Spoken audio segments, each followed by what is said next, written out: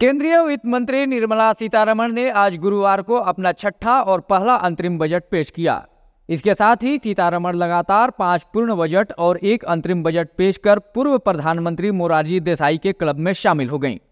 Budget सत्र के दौरान सीतारमण ने कहा कि 2047 तक देश को विकसित भारत बनाने के संकल्प के साथ सरकार सर्वांगीण, सर्वस्पर्शी और सर्वसमावेशी विकास के दृष्टिकोण के साथ कार्य कर रही है।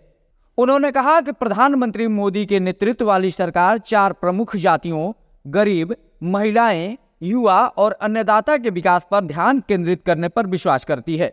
उन्होंने कहा कि उनकी आवश्यकताएं, उनकी आकांक्षाएं और उनका कल्याण सरकार की सर्वोच्च प्राथमिकता है।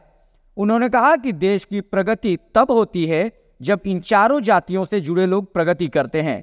इन चारों जातियों के लोगों को अपने जीवन को बेहतर बनाने के प्रयास में सरकारी सहायता की आवश्यकता है और उन्हें सरकारी सहायता मिल भी रही है। उन्होंने कहा कि उनके सशक्तिकरण से और उनके कल्याण से देश आगे बढ़ेगा।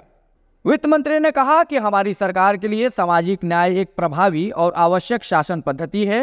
उन्होंने आगे बताया कि भ्रष्टाचार में कमी से पारदर्शिता आई है और सभी पात्र लोगों को सरकार की योजनाओं का लाभ मिल रहा है। उन्होंने बताया कि कैसे प्रत्यक्ष लाभ हस्तांतरण सफल हुआ है। उन्होंने कहा कि उनकी सरकार परिव्यय की चिंता न करके परिणामों पर जोर देती है।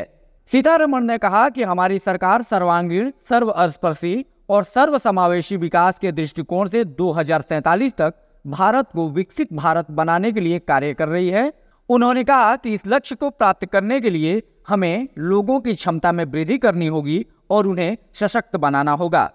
केंद्रीय वित्त एवं कॉरपोरेट कार्य मंत्री ने कहा कि सरकार किराए के मकानों अथवा झुग्गी झोपड़ी या चाल और अनाधिकृत कॉलोनियों में रहने वाले मध्यम वर्ग के पात्र लोगों को अपने मकान खरीदने या बनाने में सहायता करने के लिए योजना का शुभारंभ करेगी। प्रधानमंत्री आवास योजना की उपलब्धियों का उल्लेख करते हुए केंद्रीय वित्त मंत्री ने कहा कि कोविड से उत्पन्न चुनौतियों के बावजूद इस योजना का कार्यान्वयन जारी रहा और सरकार 3 करोड़ मकानों का लक्ष्य प्राप्त करने के करीब है।